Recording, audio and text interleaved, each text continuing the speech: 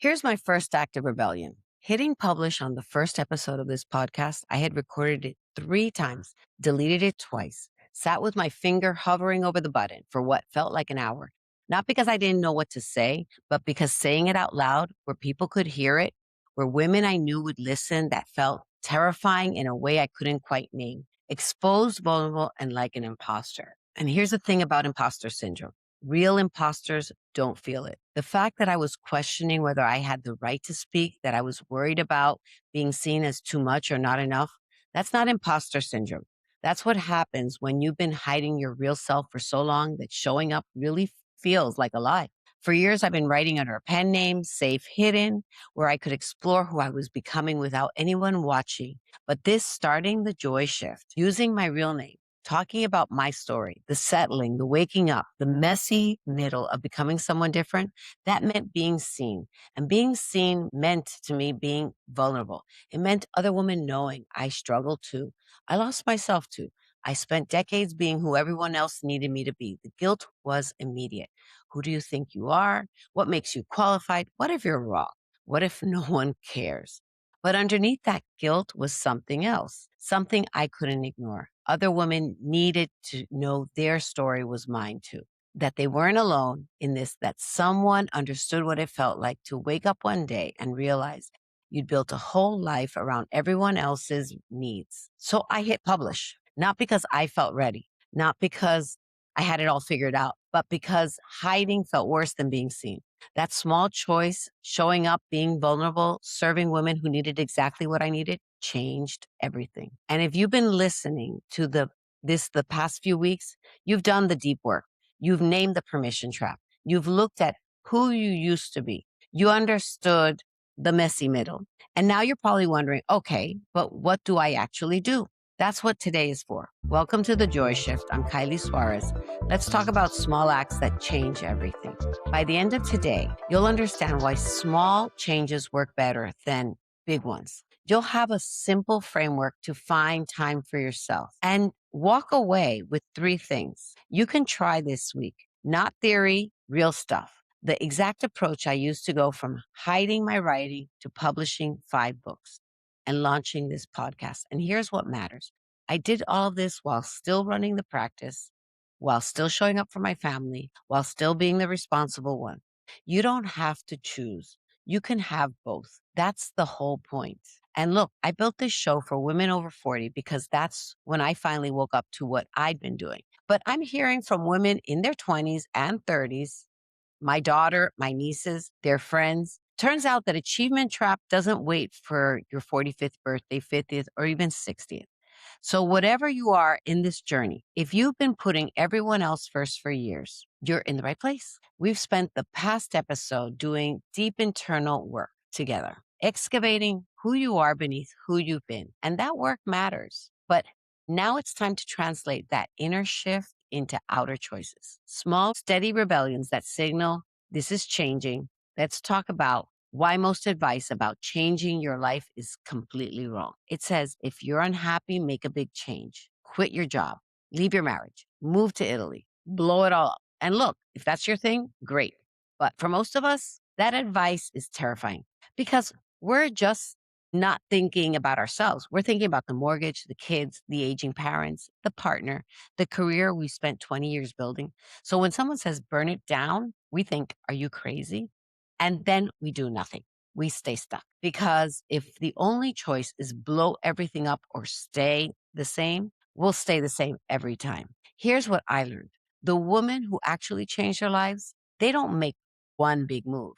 They make 100 small ones. I call them micro rebellions, small things that signal change without blowing everything up and anything up also. Let me tell you what this looked like for me. When I started writing, I didn't announce anything. I didn't rent an office. I didn't even tell my husband what I was working on at first. I just started claiming my evenings. After everyone had settled into their own thing, when the house was finally quiet, I opened my laptop and wrote sometimes 500 words, sometimes less. It didn't matter. Was it comfortable? Not at first. I felt guilty sitting there, basically saying I'm not available right now for whatever might come up. But I was willing to feel that guilt for an hour if it meant having something that was just mine. That one small pattern changed everything. Here's why. Your identity doesn't shift in one big moment. It shifts through proof, evidence, and every evening I chose to write, I was proving something to myself. I'm allowed to want this. My time matters. I don't have to wait for permission. That's not selfish. That's how you rebuild who you are, one small choice at a time. You're in the messy middle right now. We talked about this in episode 4. You're standing between who you were and who you're becoming, and it feels wobbly. These small acts, there's something to hold on to. They're proof you're moving even when it doesn't feel like you are. You don't need to blow up your life. You just need to start making different choices, small ones that say, this is changing. Here's something that changed everything for me. I call it the 5% rule. Most women who've spent years being responsible think changing your life means changing everything, complete overhaul, 50%, 80%, burn it all down. But that's not true. And honestly, that's impossible. When you have actual responsibilities, here's the rule with that. What changes is if you take back just 5% of your week for yourself, and let's do the math. There are 168 hours in a week. 5% is about 8 hours. That's 1 hour a day, or 2 evenings a week, or one full afternoon. Now, I know what you're thinking. Kylie, I don't have an extra hour. I don't even have 10 minutes. I hear you. But here's what I've learned working with women who feel exactly that way. You're not too busy. You're spending your time on things that don't feed you. Let me show you how to find your 5%. Step 1, track your time for 3 days, only 3 days, not to judge yourself, not to see where it actually goes. When I did this, I realized I was spending an hour every night watching shows I didn't even like, just sitting there numbing out. I was scrolling my phone for 20 minutes here, 30 minutes there, not because I enjoyed it. Sometimes I did, actually, just habit. One client realized she was spending 2 hours every Sunday meal prepping food no one in her family even wanted. Another noticed she was doing tasks at work for her junior staff could easily handle. That time was there. It was just being spent unconsciously. Step 2, identify what drains without refueling. We all have them. Social media that makes you feel worse. Obligations you've been doing for years that serve no one. Tasks other capable people could handle. Managing other adults' feelings and schedules. Saying yes to things you genuinely hate. Not bad things, just optional things that cost you more than they give you. Step 3, take back your 5% and protect it. This is where it gets real. Take back the time is one thing, protecting it is another. Here's what this looks like for different women. Time rebellion. One woman claimed Tuesday and Thursday evenings after dinner. Her family learned mom's off duty from 7 to 9 p.m. She's in the house, but she's not available for homework help, snack requests, or referee duty. Dad's got it. First week, her kids pushed back. By week 3, they barely noticed. Energy rebellion. Another woman stopped being the family social coordinator. She told her husband, you handle your family's birthdays and holidays, and I'll handle mine. We'll figure out joint things together. Sounds small, but it freed up massive mental space she'd been using to track everyone else's obligations. Mental space rebellion. One client stopped checking work email after 7 p.m. Just stopped. Set an autoresponder that said, I'll respond to this tomorrow. She was terrified. Nothing bad happened. Work continued. The world kept spinning. Physical space rebellion. I had a client whose entire house revolved around everyone else's stuff. Kids' stuff everywhere. Husband's hobby taking up over the garage. Her stuff shoved in a closet. She claimed the spare bedroom, not as an office, just as her room. A chair, a lamp, a door that closed. Her 5%, see the difference? Your 5% might be time or energy or mental space or actual physical space. It doesn't matter what form it takes. What matters is that you claim it and protect it. Step 4, build the scaffolding. Once you've identified your 5%, you need to protect it like it matters because it does. Put it in your calendar, not as free time, but as an actual appointment. Tell the people in your orbit, not asking permission, informing them. I'm taking Tuesday evening for myself. I'm not checking work email after 7 p.m. Sunday afternoons belong to me now, okay? They'll adjust, especially if you stay consistent. Step 5, use it on purpose. This is crucial. Don't just reclaim time and then waste it scrolling or doing more work. Use it intentionally. Take that class, work on that book, work on that project, read the book, take the walk, just sit in silence, meditate, whatever feeds you, whatever reminds you there's more to you than being useful. Here's what happens with consistent 5%. Week 1, you feel guilty and weird. You're like, your system's fighting it. Week 3, starts to feel less strange. The people around you adjust. Week 6, you realize you're different, more present, more patient, more alive. Week 12, you can't imagine going back. This isn't extra anymore. It's essential. And here's the magic. That 5% doesn't stay 5%, not because you take more time, but because those small, steady choices change how you see yourself.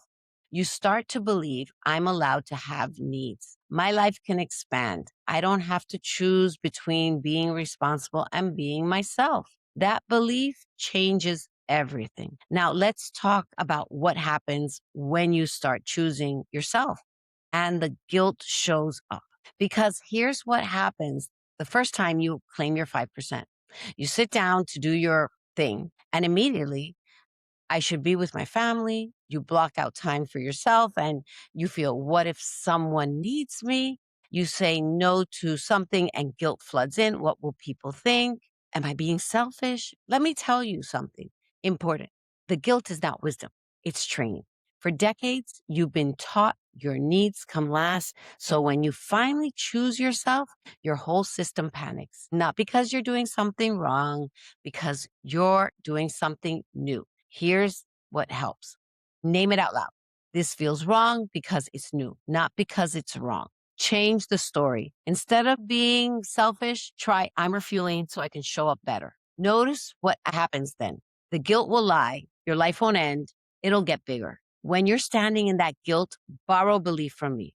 You're allowed. You're not hurting anyone. You're making space for the real you. Let's bring this home. By now, if you've been listening to this show for a while, you know this. You don't need to blow up your life to change it.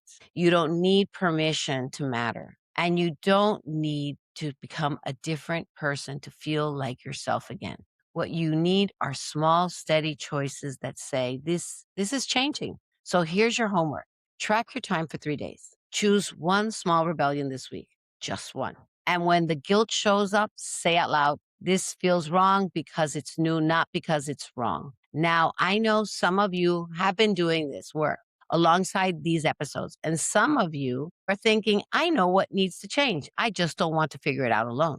That's fair. And that's why I do coaching. I work with women in exactly this season, women who've built full, meaningful lives, but know there's more of them waiting to make these changes in a grounded, sustainable way, not fixing you, supporting you while you practice choosing yourself. Before you go, 3 things. First, send this to one woman who needs permission. Maybe she's been thinking about making a change, but doesn't know where to start. Send her this episode. Second, if this show matters to you, a review helps other women find it. It takes 30 seconds and makes a real difference in what and who discovers the joy shift and when they need it most. And third, follow so you don't miss Friday, when we talk about what happens when people notice your changes and don't always love them. Thank you for being here. Thank you for staying. And thank you for choosing yourself, even when it's uncomfortable, especially then. See you Friday. Okay, here's what I have to say to make the lawyers happy. The Joy Shift podcast with Kiley Suarez shares my personal views and the experiences of my guests. It's meant for inspiration and conversation, not medical, psychological, or financial advice. Everyone's situation is different. Before making any big changes in your life, talk with your healthcare provider, mental health team, financial advisor, or another qualified professional. Take what resonates, leave the rest. Always choose what's right for you.